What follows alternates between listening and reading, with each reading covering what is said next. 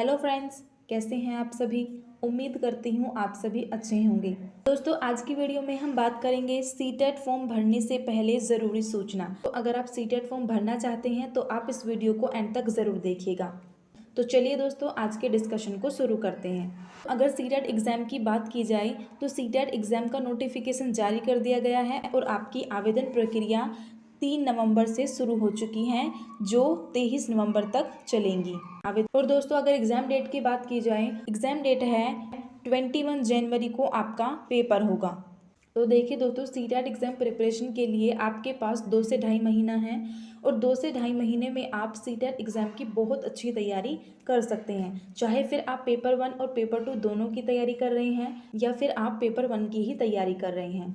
तो देखिए दोस्तों, सीटेट पास करने के लिए आपको 90 मार्क्स की ज़रूरत होती है। तो आप 2 से ढाई महीने में इतनी अच्छी प्रिपरेशन कर लेंगे कि आप सीटेट एग्ज़ाम क्लियर कर सकते हैं। दोस्तों, आप टारगेट 90 ही मत रखिएगा, क्योंकि दोस्तों अगर आप टारगेट ही 90 रखते हैं तो देखिए दोस्तों, अगर एक आध नंबर ऊपर नीचे हो जाता है तो आपको बड़ी प्रॉब्लम हो सकती है। तो आप अपना टारगेट 120 प्लस 130 प्लस रखिएगा, क्योंकि दोस्तों अगर आप टारगेट बड़ा रखते हैं तो आप उसे अचीव भी कर सकते हैं।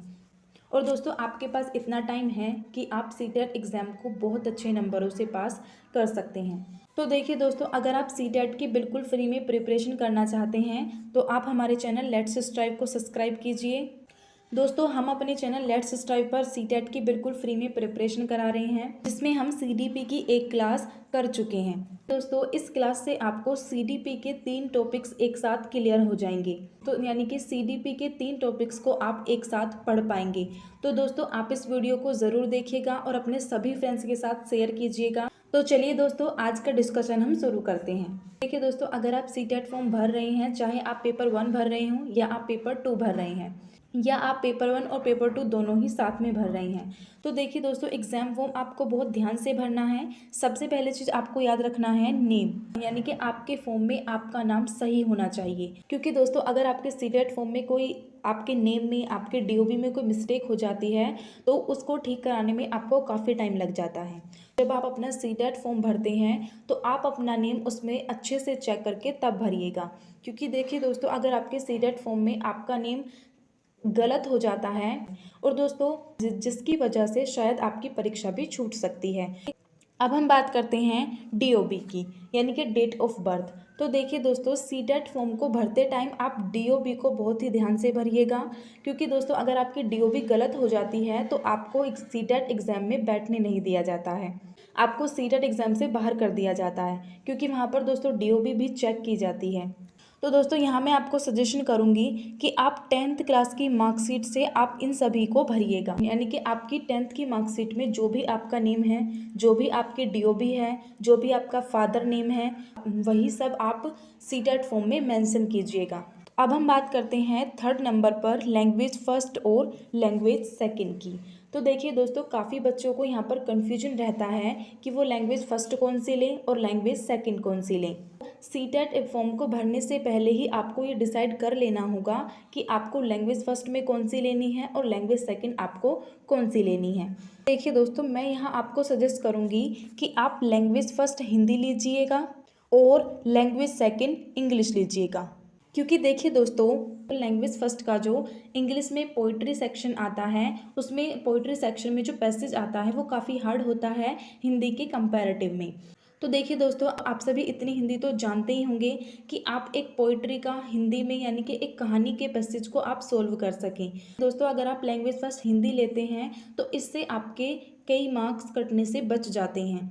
क्योंकि दोस्तों इंग्लिश का जो पोइट्री का पैसेज आता है वो थोड़ा सा हार्ड होता है। और दोस्तों, लैंग्वेज सेकंड आप लीजिएगा, इंग्लिश, आपकी इंग्लिश बहुत अच्छी है तो आप लैंग्वेज फर्स्ट में भी इंग्लिश ले सकते हैं। और दोस्तों, आपका जो भी सब्जेक्ट सबसे अच्छा है तो आप उसे लैंग्वेज फर्स्ट में रखिएगा।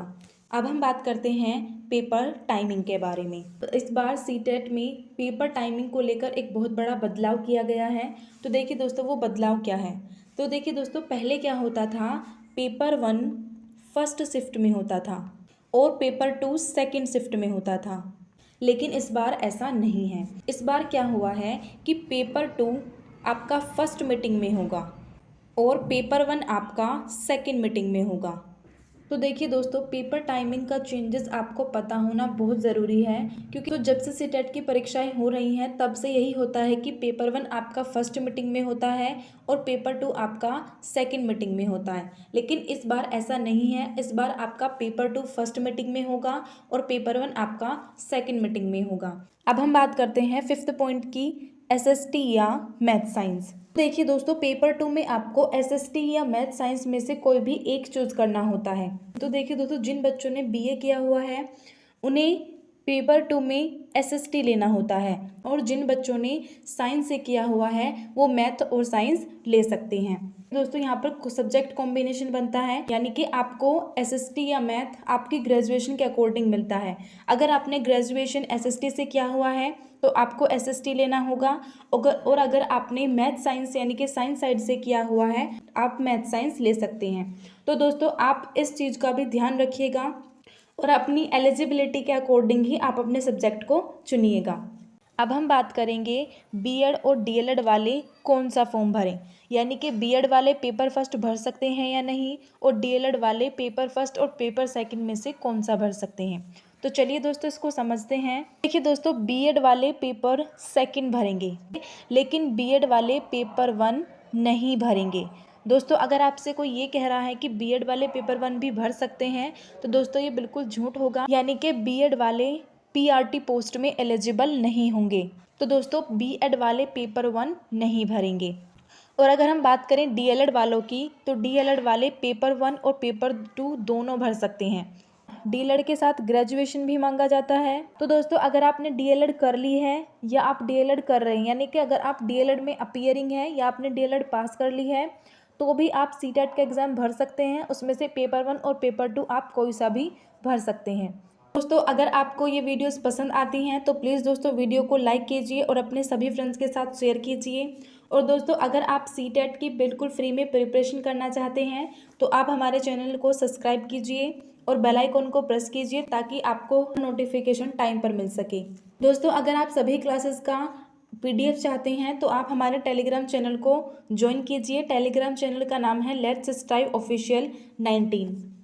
और दोस्तों, इस क्लास को देखना आप बिल्कुल ना भूलें, क्योंकि दोस्तों इस क्लास से आप एक साथ 3 टॉपिक्स को क्लियर कर सकते हैं। तो चलिए दोस्तों, आज की क्लास को हम यहीं समाप्त करते हैं और बहुत जल्द एक नए टॉपिक्स के साथ मिलते हैं। तब तक के लिए धन्यवाद।